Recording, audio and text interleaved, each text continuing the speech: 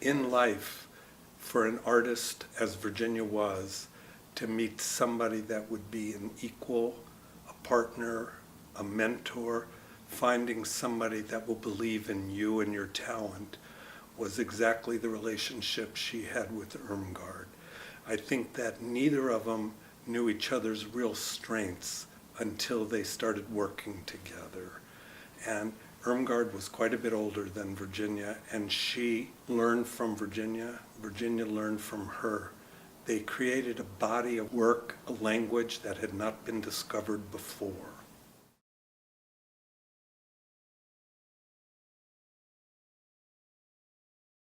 My first meeting with Irmgard was up here at Columbia with 3 other faculty, and that convinced me to go into the program, into the training program. My first experience with Irmgard was as a student dancing for someone that I had no idea who was, but that welcomed me to the LABAN Institute. Then I got to know who she was. As a student, it was great to have this old lady teaching and dancing and moving and very precise in her attention. And finally, I was her assistant, and I could delve into her writings in her own house. It was a last way. Irmgard Bartenieff was first my teacher, and then I became an assistant to her as faculty on the LABAN Institute certification program. And I was also teaching in their what's called special programs, so devising my own courses. And so I would talk to her about those as well. I became her assistant for a year. And during this period of time when I was working with her, it was fantastic to see someone at her age moving. Because I had, older teachers in ballet, but they would just say what to do, but not move. And in her attention to detail, her precision in observation. So all that in a fragile body was something very moving to me and hopeful. And I said, okay, I am with this new thing that is not ballet. I will be able to move until I'm old, and I will be able to study. So, and that is a promise that came through. Irmgard and Virginia together were really very, very special. And that's how I remember Irmgard mostly now. I have my personal experiences about her, but Irmgard and Virginia together were a team that's sensational.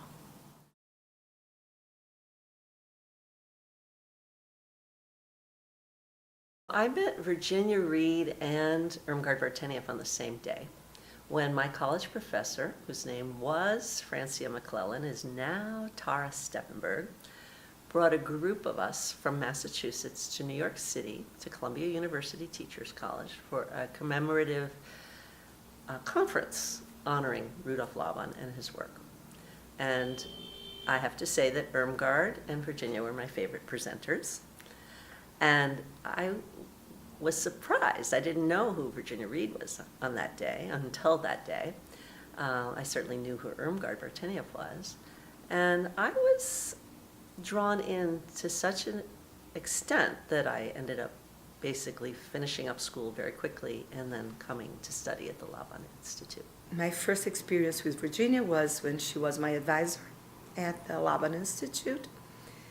When she really let me free in my curiosity, nurtured my curiosity in several ways to apply the LABAN work, and then as a friend for life. Specifically, Virginia Reed was presenting how she, as a LABAN movement analyst, worked with people who were in hospital beds and how to keep them moving dynamically while healing, laying down in a bed. So she did things like demonstrate that you can pick up your water over here, or people can place it over here, so you have to cross your midline and move more fully with your whole body. Little things like that to just keep people more active. And that was very formative for me. I was interested in everyday movement, everyday people, and helping people that are having a tough time. And she did it all in that one 1-hour session, such that I said, that's the person I want to study with. My first experience with Virginia was meeting her at an open house where I was looking into the LABAN certification program, and she was presenting, trying to convince all of us to sign up for the program, and I just found her so charismatic, bigger than life. She was one of the reasons why I decided to go ahead with the certification program. So my experience of seeing Virginia that day was that she's dynamic. It's exciting. You just kind of off your seat. You're going, that's it. She's right. This is the person I want to learn from. She understands not just about dance, which is important. I was a dancer in part. That was a kind of secondary field. But also about just life and human experience.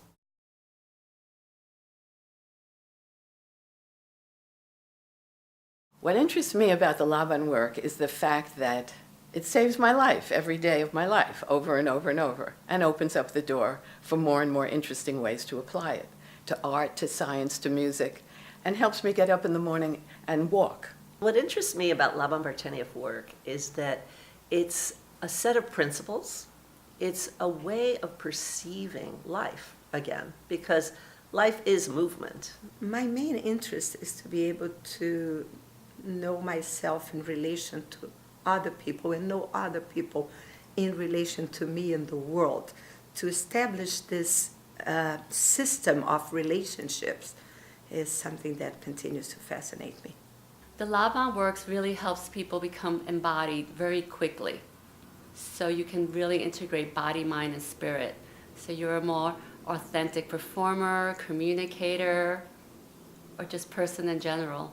The possibility of people who come to this world bring so much with them and continue in such a unique way, probably because of Irmgard and Virginia, who didn't see boundaries and divisions, but instead saw connections. The LABAN work basically describes life. It describes movement. It describes change. It describes growth. And so when you learn how to perceive that, I believe you're more sensitive and more awake to being alive.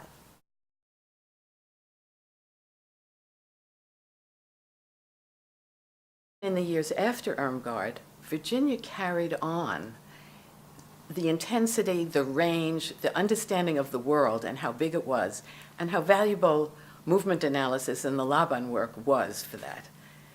Like nobody else could. Nobody else really could have done that to the same degree. Many LABAN trained people are mavericks, and many are Renaissance in nature. And that is no exception with Virginia Reed. Virginia was a therapist, a dancer, a public speaker, a hip-hop performer, a comedian, a clown, a skater, just a medical practitioner, not in the sense of being a doctor, but in terms of a medical advocate and understanding health. And then she ended up working a lot of her life in the corporate sector. I think that the main contribution of Virginia for the LABAN field was to maintain the culture of celebration that LABAN started in his summer classes in Monte Verita in 1913. She preserved that. She didn't let things to become serious, as she used to say. She wanted happiness. Another example of Virginia's coaching would be around how to run an organization and how to keep it vital and how to fundraise. She was like so brave and courageous, and she just kind of moved forward, and she didn't let petty things stop her. One of my favorite activities that Virginia used to do in class was to have us all get at the same eye level. Now what you have to know is that Virginia's over 6 feet tall, and she was very proud of that. And so you had the shortest people getting up on their tippy toes and the tallest people bending their knees.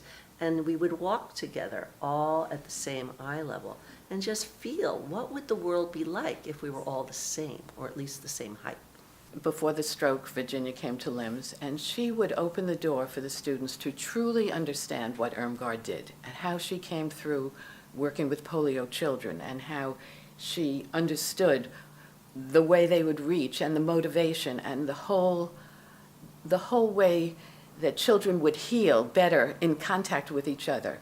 And Virginia could make this so real for students that it was like having Irmgard present.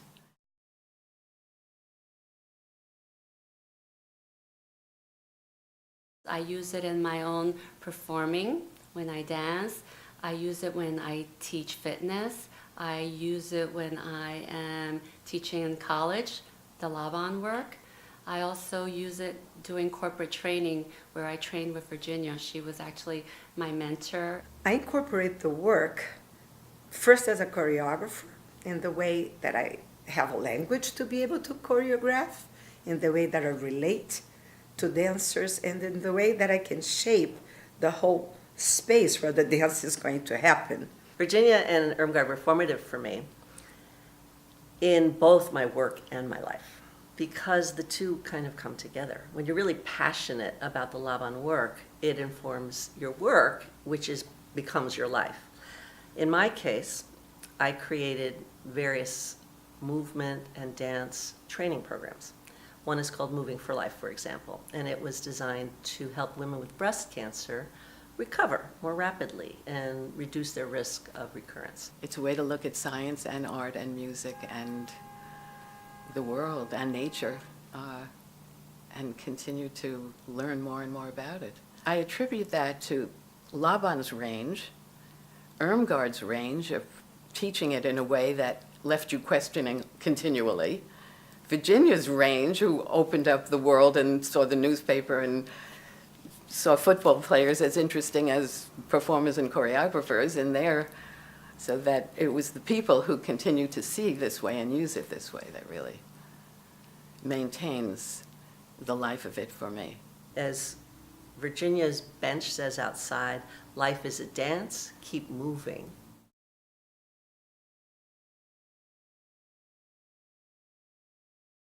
I have been able to incorporate the teachings into my personal life by being a more keen observer and looking at people that I want to emulate. So I will analyze their person, their bodies, their efforts, their space, their shape. And if I am able to then embody those qualities into myself, I can change the way I think, I can change the way I act. And in my personal life, it's been such a long time that I really don't know where one thing starts and the other.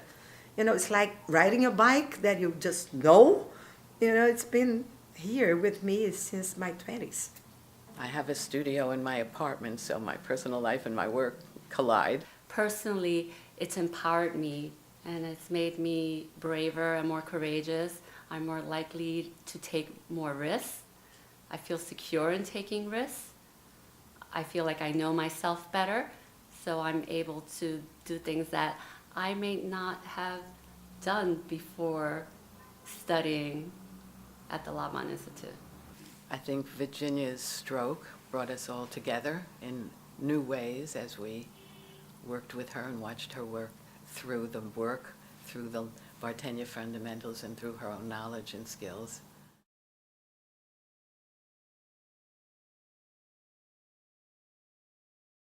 Without knowing what I was learning, Virginia taught me the LABAN language. I just didn't know what she was doing, and it was subconsciously just taught to me.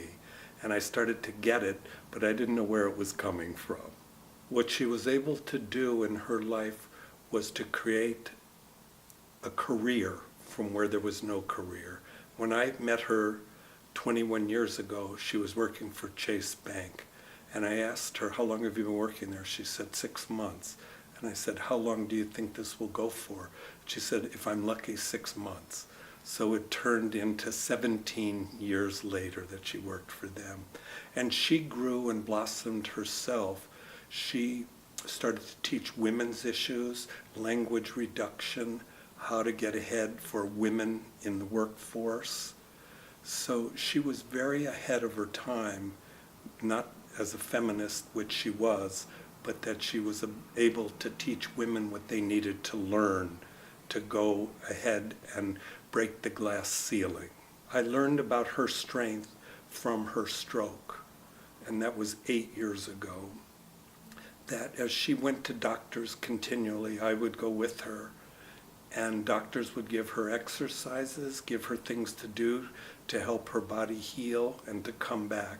She said, I know more than those doctors. Laban has taught me how to move my body. I was just lucky enough to have her in my life to teach me not only Laban movement, but life's theory. And I was happy to be on the journey with her.